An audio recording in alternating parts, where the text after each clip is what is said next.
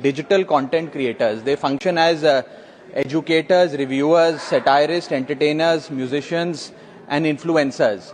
ये सही मायने में सर भारत के ग्रास रूट कम्युनिकेटर बन गए हैं और इनका यूट्यूब चैनल हो या इंस्टाग्राम पेज हो, ये इनके लिए सोर्स ऑफ एंटरटेनमेंट नहीं बल्कि इनकी सोर्स ऑफ इनकम है, इनका एसेट है. It is the fruit of their hard work.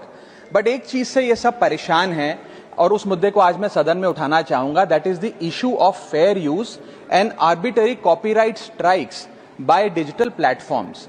Sir होता क्या है कि अगर एक कंटेंट क्रिएटर कुछ सेकंड, चंद सेकंड, 2-3 सेकंड के लिए कॉपीराइटेड कंटेंट को रीपर्पस करके कमेंट्री, क्रिटिसिज्म, पैरोडी, एजुकेशनल या न्यूज रिपोर्टिंग पर्पसेस के लिए यूज करता है, चाहे वो क्रेडिट देता हो, उसको इंसिडेंटली यूज करता हो, कॉपीराइट स्ट्राइक मारकर उसकी यूट्यूब चैनल है, प्रॉपर्टी है या इंस्टाग्राम पेज है, उसे वाइप आउट कर दिया जाता है और उसकी सालों की मेहनत चंद मिनटों में समाप्त हो जाती है. Sir, livelihoods must be decided by law and not by arbitrary algorithms.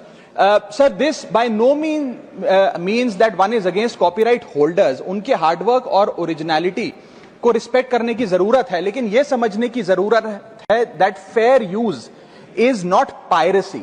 Fair use where sometimes the purpose of using this content is incidental or transformative must not tantamount to wiping out somebody's hard work. Sir, because innovation cannot grow in fear and creativity cannot survive under threat. India का copyright act sir 1957 में बना. एक ऐसे दौर में बना जब ना इंटरनेट था, ना कंप्यूटर थे, ना डिजिटल कंटेंट क्रिएटर्स थे, ना यूट्यूब, इंस्टाग्राम था.